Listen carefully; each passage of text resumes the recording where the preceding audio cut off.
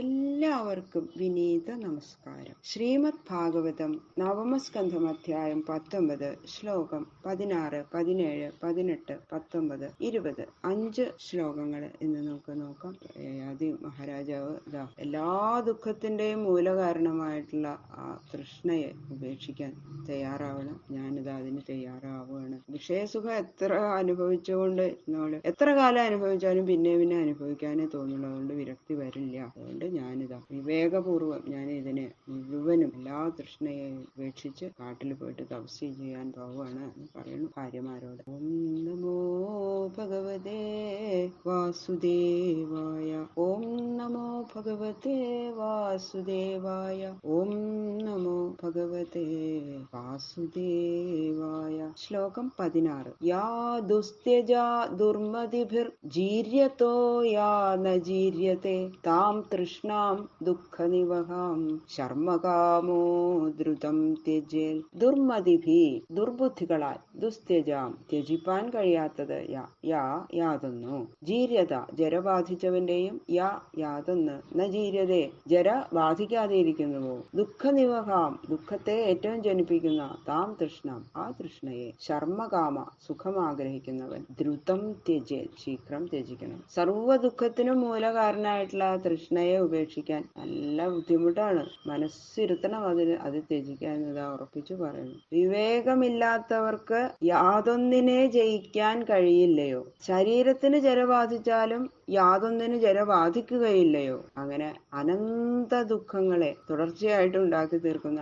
ആ തൃഷ്ണയെ, സുഖം ആഗ്രഹിക്കുന്ന പുരുഷൻ തീരെ ഉപേക്ഷിക്കണം. വിവേകമില്ലാത്തവർക്ക് ജയിക്കാൻ കഴിയില്ല. ഈ വിഷയത്തിന് വിരക്തി വരില്ല അവർക്ക് എത്രയായാലും. ശരീരം ഇങ്ങനെ ജര ബാധിച്ച് കൂനിക്കൂടി തൊലി ചുളുങ്ങി അങ്ങനെ ആയാലും ആഗ്രഹത്തിന് ഒരു കുറവുമില്ല അല്ലെ. അങ്ങനെയാണ് മനുഷ്യൻ. എത്ര പ്രായം വന്നാലും പിന്നെയും വിഷയസുഖത്തിന് വേണ്ടി ആഗ്രഹം, ഇത് കിട്ടണം, ഇത് കിട്ടണം, കാമസുഖം അനുഭവിക്കണം, ഇത് മാത്രം വിചാരം ചെയ്ത് ജീവിക്കണം വിവേകമില്ലാത്ത മനുഷ്യര്. അതാണ്. അതുകൊണ്ട് എന്താ, അനന്ത ദുഃഖങ്ങള് തന്നെയാണ് ഇത് അനുഭവിച്ചുകൊണ്ടിരിക്കുന്നത്. സുഖം കിട്ടണം എന്ന് വിചാരിച്ച് ചെയ്യണത് മുഴുവൻ ദുഃഖത്തിന് തന്നെ കാരണമാവുകയാണ്. ആത്മാവിനെ അറിയാൻ അവര് ഒട്ടും ശ്രമിക്കണില്ല. അതുകൊണ്ട് വിവേകികൾ, സുഖം ആഗ്രഹിക്കുന്ന പുരുഷൻ തൃഷ്ണയെ, എല്ലാ തരത്തിലുമുള്ള തൃഷ്ണയെ തീരെ ഉപേക്ഷിക്കണം എന്ന് പറയുന്നു യയാതി. മാത്രാ സ്വസ്രാ ദുഹിത്രാവ നാവിവിക്താസനോ ഭവേൽ ബലവാൻ ഇന്ദ്രിയഗ്രാമോ വിദ്വാം സമവി കർഷതി. മാത്രാവ മാതാവിനോടോ, സ്വസ്രാവ സ്വസ്രാവിനോടോ, സഹോദരി ദുഹിത്രാവ ദുഹിതാവിനോടോ, പുത്രി അവിവിക്താസന വേർപിരിക്കാത്ത ആസനത്തോടു കൂടിയവനായിട്ട് ന ഭവേൽ ഭവിക്കരുത്. ബലവാൻ ശക്തിയേറെയുള്ള ഇന്ദ്രിയഗ്രാമ ഇന്ദ്രിയ സമൂഹം, വിദ്വാംസമപി വിദ്വാനെയും കർഷതി ആകർഷിക്കുന്നു. ഇതിപ്പോ പുരുഷന്മാരോടാണല്ലോ പറയണത്. അതുകൊണ്ട് പറയണം, ഈ വിവേകമില്ലാത്ത പുരുഷന്മാര്, വിദ്വാൻമാർക്ക് പോലും അബദ്ധങ്ങൾ പറ്റുന്ന സ്ത്രീകളെ അടുത്ത്, അമ്മയാണെങ്കിലും സഹോദരിയാണെങ്കിലും പുത്രിയോട് കൂടിയിട്ടും ഏക ആസനത്തില് തൊട്ടടുത്തായിട്ട് അവര് ഇരിക്കാൻ പാടില്ല എന്ന് പറയണു യയാതി പറയണം. എന്തുകൊണ്ടെന്നാൽ വിഷയസുഖാനുഭവത്തില് ബലമായിട്ട് അങ്ങനെ ഇരിക്കണ സ്വഭാവമുള്ള ഇന്ദ്രിയം, ഈ ഇന്ദ്രിയങ്ങൾ ഇങ്ങനെ പിടിച്ചു വലിച്ചുകൊണ്ടിരിക്കും. വിവേകിയെ കൂടി, വിവേകമുള്ളവരെ കൂടി ആ സുഖാനുഭവത്തില് ആയിട്ട് ആകർഷിക്കും. ഇത് സ്ത്രീയാണെന്ന്, അപ്പൊ എന്റെ സഹോദരിയാണെന്നോ അമ്മയാണെന്നോ പുത്രിയാണെന്നോ പോലും മറക്കുന്നു. നമ്മളിപ്പോ കേൾക്കുന്നുണ്ടല്ലോ അല്ലെ, എങ്ങനെയൊക്കെയുള്ള സ്വന്തം കുഞ്ഞിനെ കൂടി പീഡിപ്പിക്കുന്ന ആളുകളുടെ കഥയൊക്കെ കേൾക്കുന്നുണ്ട്. സഹോദരന്മാര്, ഇതൊക്കെ പണ്ടുള്ളവര് പ്രത്യേകിച്ചു പറയണതാണ്. മഹർഷിമാര് തന്നെ പറയണു. അങ്ങനെ എന്റെ അമ്മ പറയാറുണ്ട്, എനിക്ക് 3 ഏട്ടന്മാരാണ്. ഏട്ടന്മാരുടെ അടുത്ത് മുറിയിൽ പോയിരുന്ന് ഞങ്ങൾ സംസാരിക്കുമ്പോൾ ഞാനും അനിയത്തിയും അവിടെ പോയി ഇങ്ങനെ ഇരിക്കണ്ട എന്ന് പറയും. അവർക്ക് അങ്ങനെയാണ് ഉപദേശം കിട്ടിയിരിക്കുന്നത്. അമ്മയ്ക്ക് ഒക്കെ അമ്മയുടെ അതാണ് പഴയ ആളുകൾ അങ്ങനെയാ. പുരുഷന്മാരെ ഇരിക്കുന്നിടത്ത് അച്ഛനാണെങ്കിലും അച്ഛന്റെ അടുത്തൊന്നും പോയി ഇരിക്കേയില്ല പണ്ടത്തെ ആളുകൾ. അതാണ്, തൊടില്ല അച്ഛന്മാര് പെൺകുട്ടികളെ. അങ്ങനെയൊക്കെയാണ്. അത് ഇതുകൊണ്ടൊക്കെ തന്നെയായിരിക്കും അങ്ങനെ. ഇപ്പൊ ഭാഗവതത്തിലൊക്കെ പറയണ്ടല്ലോ. അപ്പൊ അതുകൊണ്ടായിരിക്കും അവര് അതൊക്കെ അനുഷ്ഠിക്കണത്. അങ്ങനെ ഒരു തെറ്റ് വരരുത് എന്ന് വിചാരിച്ചിട്ട് അല്ലെ. അപ്പൊ ശരീരസ്പർശനാദികൾ നിമിത്തം മനസ്സങ്ങനെ വികൃതമാവും. അങ്ങനെ മനസ്സും ഇന്ദ്രിയങ്ങളും കൂടി യോജിച്ച് നിഷിദ്ധ സുഖാനുഭവത്തിന് പുരുഷനെ പ്രേരിപ്പിക്കും. അതുകൊണ്ട് സ്ത്രീ ദർശന സ്പർശനാദികള് സർവഥാ വർജിക്കണം എന്നതാണ് യയാതി പറയുന്നു. പൂർണ്ണം വർഷസഹസ്രം മേ വിഷയാൻ സേവതോ സകൃൽ തഥാപി ജാനുസവനം തൃഷ്ണാതേഷൂപജായത്തെ.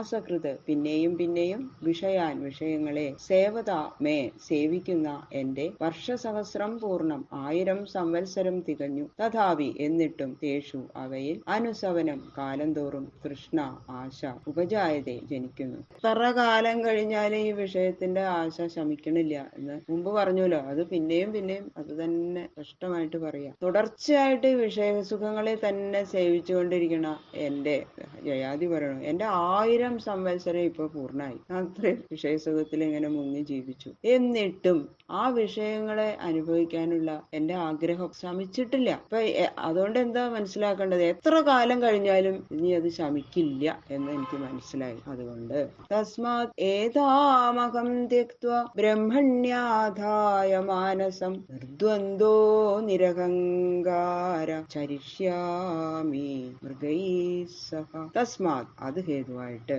ഏതാം ഇതിനെ ത്യക്ത്വാ ത്യജിച്ചിട്ട് മാനസത്തെ ബ്രഹ്മണി ബ്രഹ്മത്തിൽ ആധായ ഉറപ്പിച്ചിട്ട് അഹം ഞാൻ അഹങ്കാരരഹിതനും ദ്വന്ദ്വാതീതനുമായിട്ട് മൃഗൈസഹ മൃഗങ്ങളോടുകൂടി ചരിക്കുന്നു. വിഷയഭോഗം കൊണ്ട് തൃഷ്ണയെ ഉപശമിപ്പിക്കാൻ കഴിയില്ല എന്ന് വന്നിരിക്കുന്നതുകൊണ്ട് അതെനിക്ക് മനസ്സിലായി. അതുകൊണ്ട് ഞാൻ ഈ തൃഷ്ണയെ വിവേകശക്തിയാൽ ഉപേക്ഷിക്കാൻ പോവാണ്. അങ്ങനെ മനസ്സിനെ ബ്രഹ്മത്തിൽ ഉറപ്പിച്ച് ശരീരത്തിലും ഇന്ദ്രിയാദികളിലുമുള്ള ഞാൻ എന്ന അഭിമാനരൂപമായ അഹങ്കാരത്തെയും അത് നിമിത്തമുണ്ടാകുന്ന വിശപ്പ്, ദാഹം, മാനം, അപമാനം എന്നിങ്ങനെയുള്ള ആ ദുഃഖങ്ങളെ ജനിപ്പിക്കുന്ന ദ്വന്ദ്ങ്ങളെയൊക്കെ വിചാരശക്തി കൊണ്ട് അതിനെയൊക്കെ അതിക്രമിച്ചിട്ട് ഞാൻ കാട്ടിൽ പോയിട്ട് മൃഗങ്ങളോടുകൂടി സഞ്ചരിക്കാൻ പോവുകയാണ് എന്ന് പറയുന്നു യയാതി മഹാരാജാവ്. ദൃഷ്ടം ശ്രുതമസൽ ബുദ്ധ്വാ നാനുധ്യായേന്ന സംവിശേൽ സംസ്കൃതിം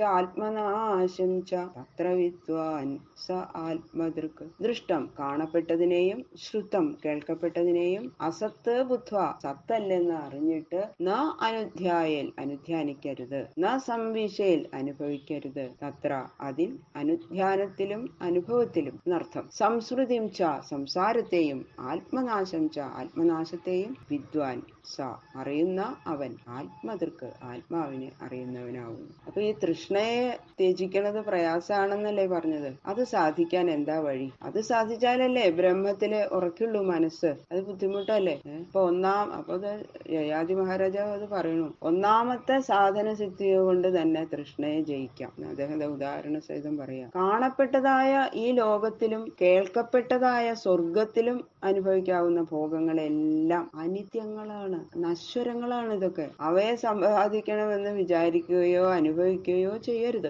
അങ്ങനെ ചെയ്യുന്നത് കൊണ്ട് സംസാരാവൃത്തിയും പരമപുരുഷാർത്ഥ പ്രാപ്തിക്ക് തടസ്സവും സംഭവിക്കും. അതുകൊണ്ടൊക്കെ ആത്മനാശമാണ് ഫലമെന്ന് ഉറപ്പിച്ച് കൃഷ്ണയെ ജയിക്കണം. ഇതെല്ലാം നശിക്കണതാണ്. അനശ്വരമായിട്ടുള്ളത് ഭഗവാൻ മാത്രമാണ്. നമ്മുടെ ഉള്ളിൽ വസിക്കുന്ന ആത്മാവായിട്ട് ഹൃദയത്തിൽ വസിക്കുന്ന ഭഗവാൻ മാത്രമാണ് അനശ്വരം, ബാക്കിയെല്ലാം നശ്വരം. ഇങ്ങനെ എന്ന് വിചാരിച്ച് ആ കൃഷ്ണയെ ജയിക്കുക തന്നെ വേണം. ഇങ്ങനെ തൃഷ്ണാജയം ആർക്ക് സാധിക്കുന്നുവോ അവൻ ആത്മാവിനെ സാക്ഷാത്കരിക്കുന്നവനാണ്. അവർക്ക് മാത്രമാണ് ആത്മസാക്ഷാത്കാരം ലഭിക്കുള്ളൂ. നന്നായിട്ട് മനസ്സിലായിട്ട് അത് ഭാര്യമാരെ കൂടി അതിൽ പങ്കെടുപ്പിക്കാൻ വേണ്ടിയിട്ടാണ്, അവർക്കും കൂടി മനസ്സിലാവാൻ വേണ്ടിയിട്ടാണ് ഇത്ര വിസ്തരിച്ച് യയാതി മഹാരാജാവ് പറയണത്. നമുക്കും കൂടി മനസ്സിലാവാൻ വേണ്ടിയിട്ട് ഇത് വിസ്തരിച്ച് പറയണു അല്ലെ. ബാക്കിയുള്ള ശ്ലോകങ്ങള് നാളെ നോക്കാം. സർവത്ര ഗോവിന്ദ നാമ സങ്കീർത്തനം ഗോവിന്ദ ഗോവിന്ദ.